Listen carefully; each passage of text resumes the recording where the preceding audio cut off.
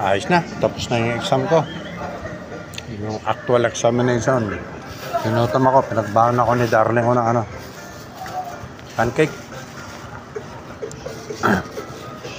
Luto na anak namin to ni Acer. Yun na umaga. Oh, di ba? Sarap.